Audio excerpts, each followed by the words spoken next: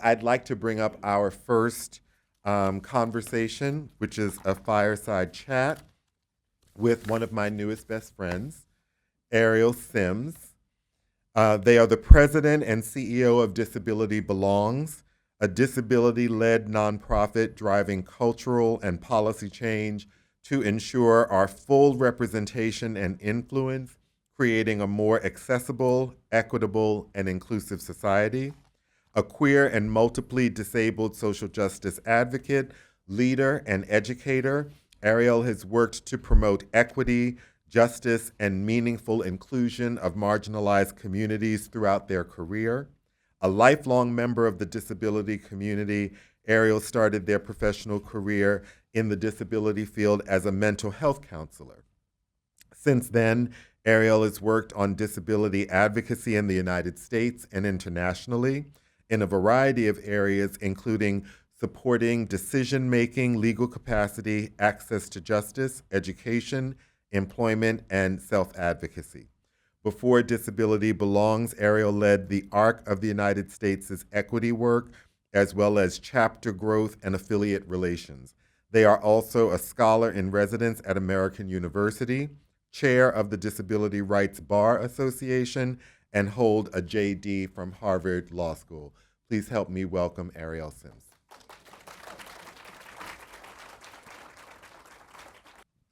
So, welcome. Thank you so much for agreeing to come and chat with us today.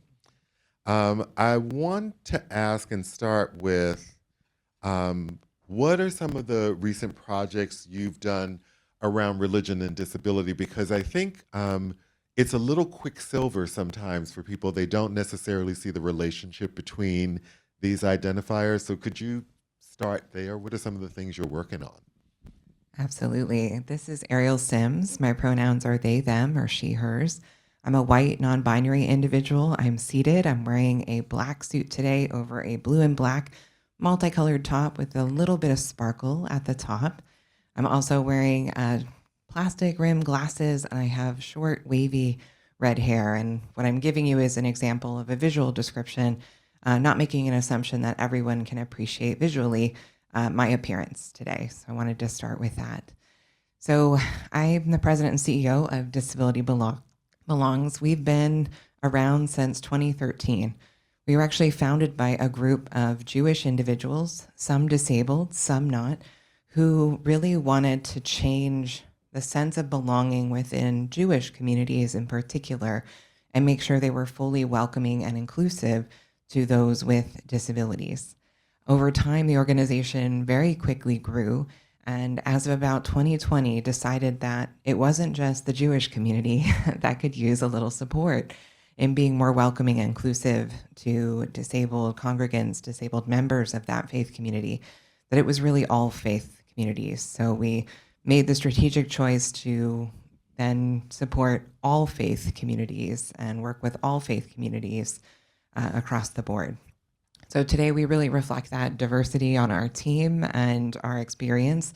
We work with anywhere from small congregations in a rural community to some of the largest faith-based organizations. And what we really try to do is help people become more inclusive and more accessible, accessible to the disability community, but accessible to everyone, because at the end of the day, access benefits everyone. So, first of all, I've got all these questions. I'm gonna ask them, Thomas. I'm gonna ask the questions. Um, just a question though. So when you all expanded the aperture to recognize that there were any number of religious and spiritual organizations who could benefit from your work, what was the greatest surprise that you all experienced when you made that decision? I think that's a really great question. What was surprising about it? I think we were surprised by the willingness and the appetite to work on accessibility and disability inclusion specifically. As you may have heard, there's been some long-standing complications between the disability community and particular faith communities in many years. So we weren't sure what the spirit would be. But I think when we came in with a message of, we're not here to have a gotcha conversation. We're not here to tell you all the things that you're doing wrong. We're here to make sure that every member of your faith community can fully participate and enjoy equitable participation with anybody else. And I think all faith communities had a similar challenge in that they had members of their community who were aging. And so there was already an immediate hook that even if they thought, I don't have anyone disabled in my faith group, you do, by the way, just wanted to clarify that. We're about 25% of the population. So you do, whether you know it or not.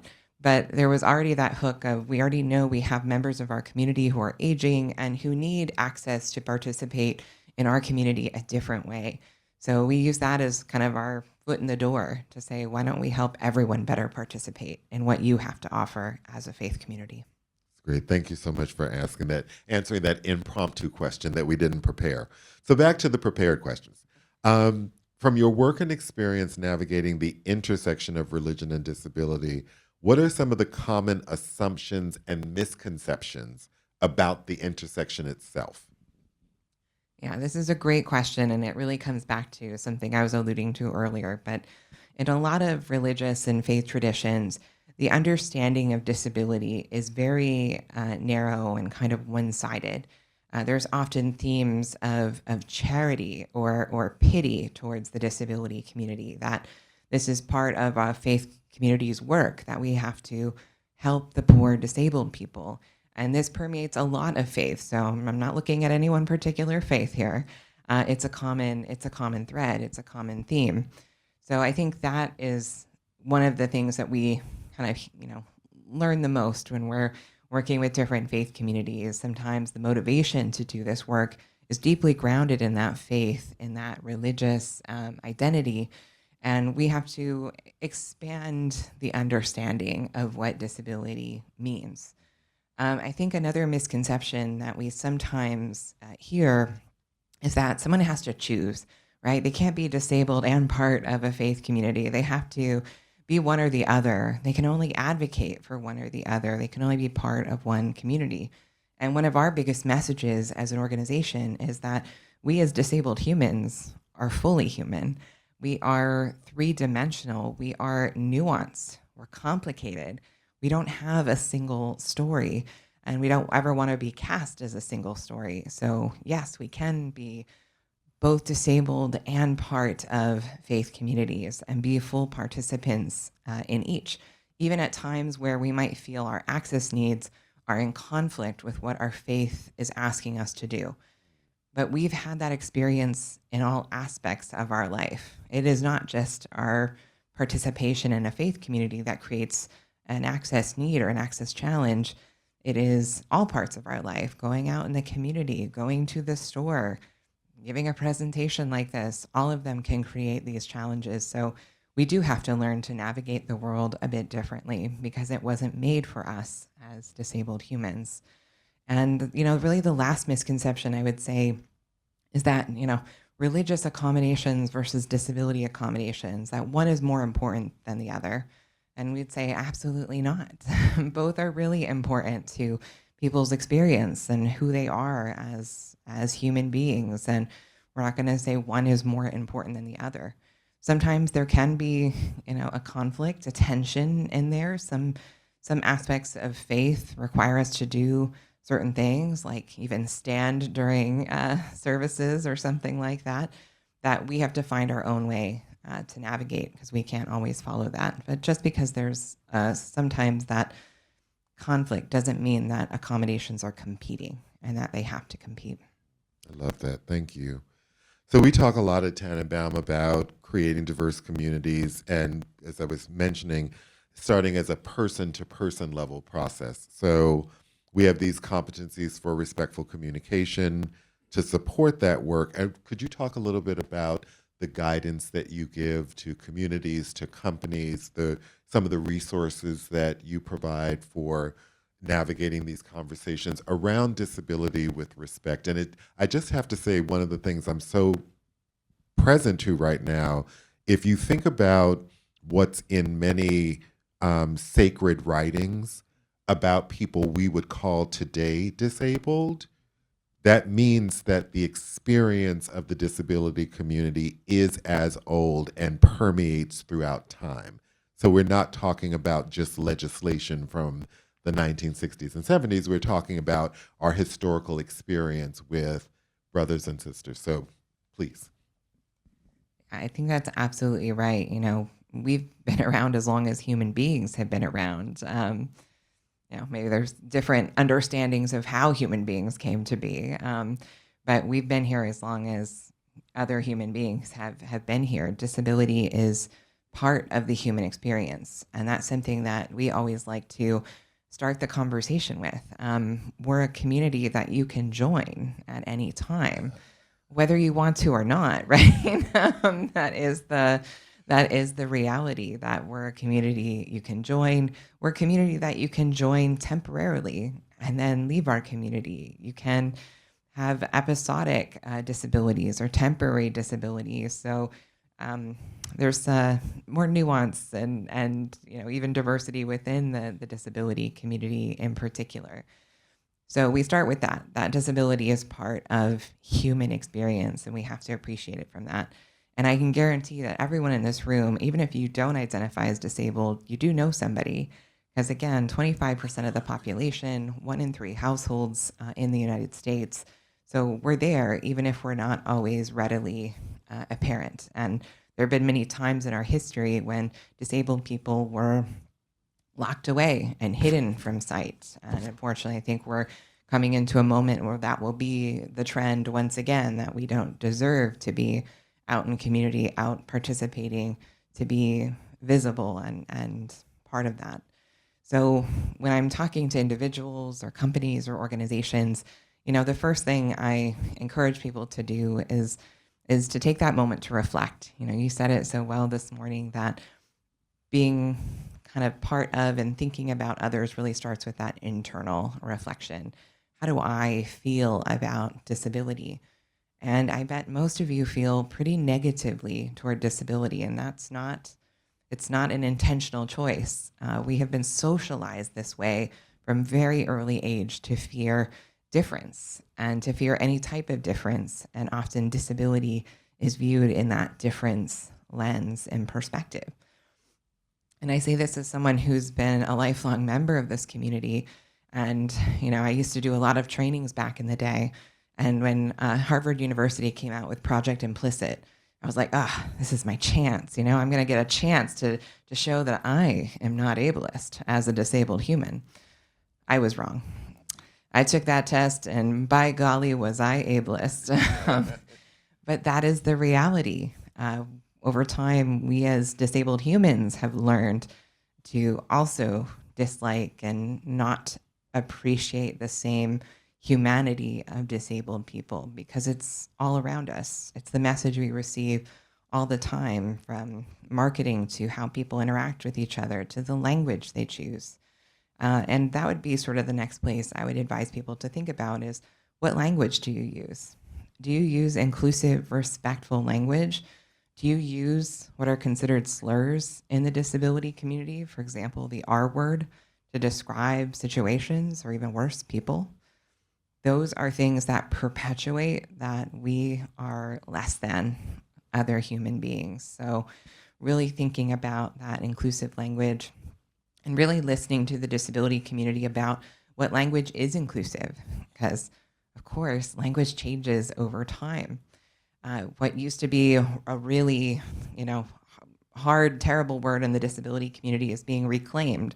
The word cripple, crip. And so you'll see things on social media like crip the vote. And it's the disability community taking back that language and saying, we're going to own it. Doesn't make it okay for other people to use it, just to be clear. But we do see these instances where people are reclaiming language. So I would avoid, things like special needs, differently abled, diverse abilities. These are all euphemisms for disability, and there's nothing wrong with the word disability. So I'd encourage you to think about actually using the word disability. There's lots of debate around, disabled person versus person with a disability. I won't get into all the details, but we use both as an organization. We use both identity first and person first language. As long as you are intentional and that you adjust when you encounter someone who has a specific preference, you'll be just fine on that front.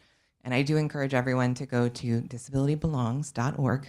We also just refreshed our website. We're really proud. Disabilitybelongs.org. Thank you. Disabilitybelongs.org. One more time for the people in the back. Disabilitybelongs.org.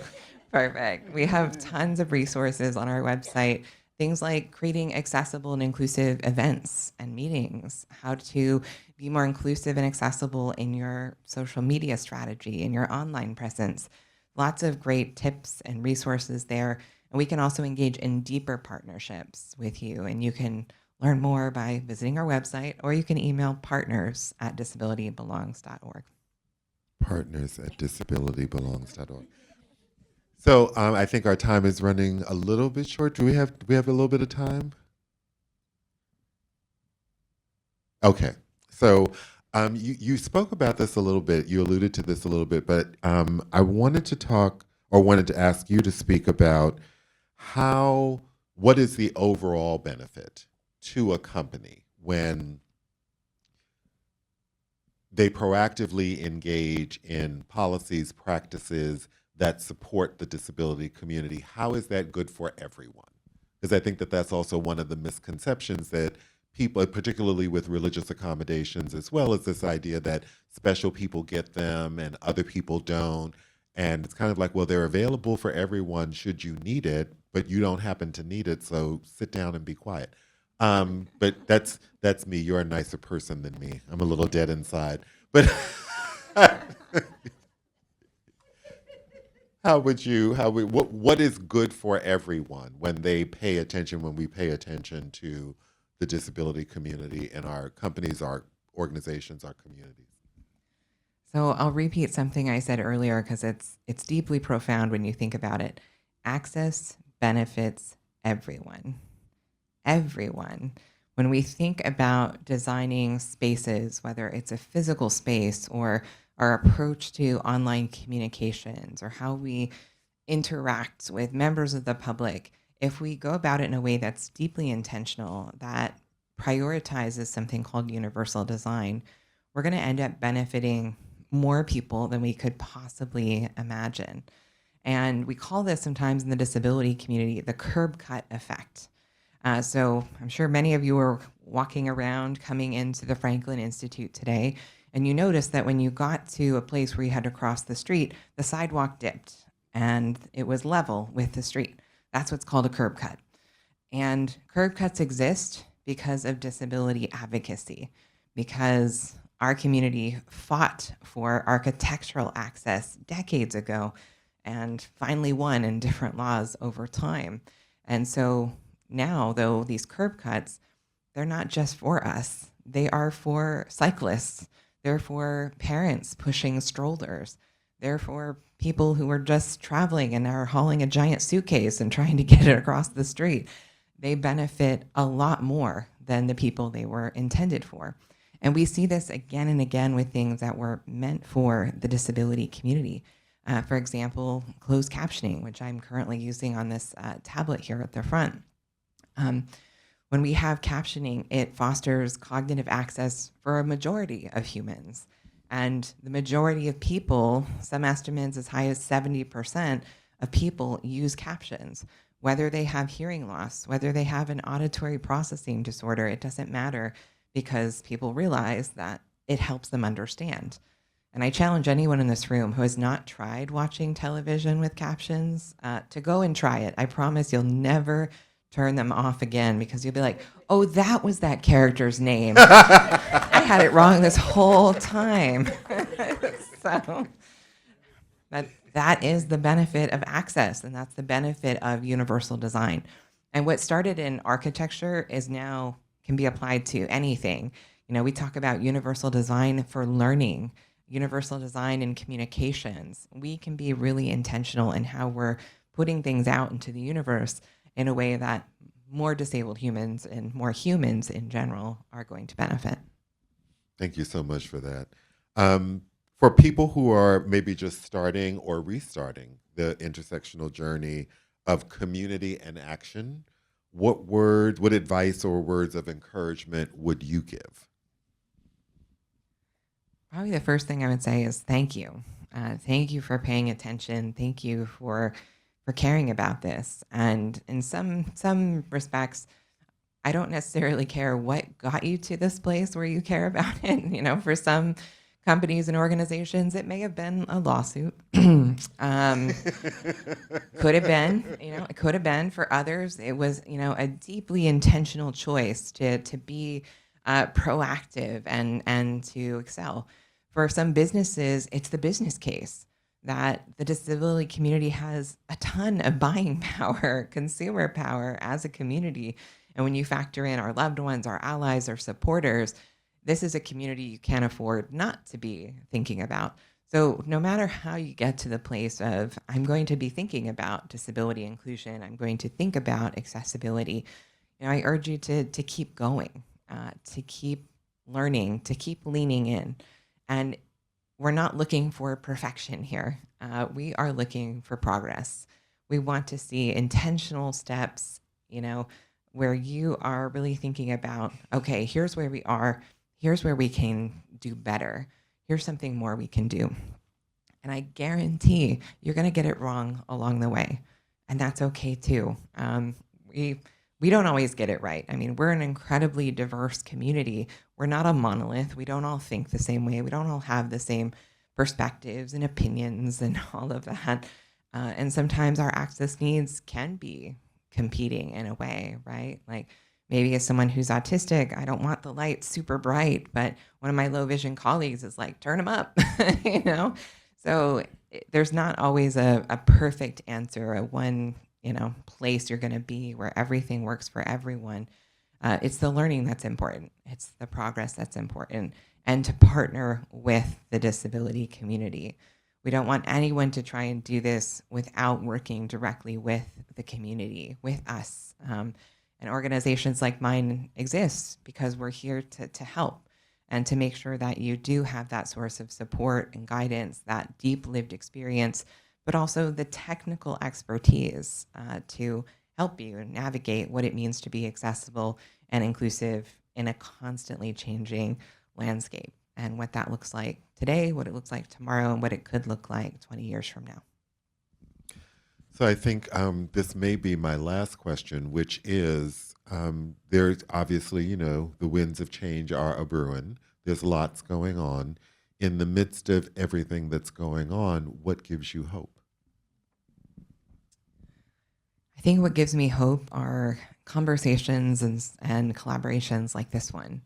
The fact that so many people have come into this room, into this space to have a meaningful conversation, to talk about what we can do differently, how we can work together outside of this room. Those conversations always give me hope. I think the other thing that gives me hope is the next generation of leaders. And they're teaching us new ways to even think about identity. And they're just rejecting this notion altogether that you ever have to choose between identities, that you can simply be who you are and people can get over it.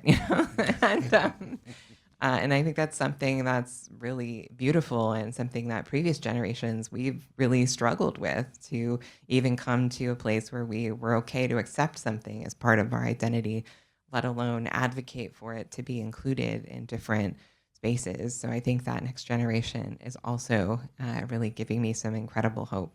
And it's one of the reasons that we spend so much time also working with next generation leaders, because we want to make sure that these ideas, this work, it carries on and it moves forward in really intentional ways. Ariel, thank you so much for making the time, for sharing your wisdom with us and giving us some more depth and perspective around that whole idea of community and taking action. So thank you. Please help me thank Ariel Sims.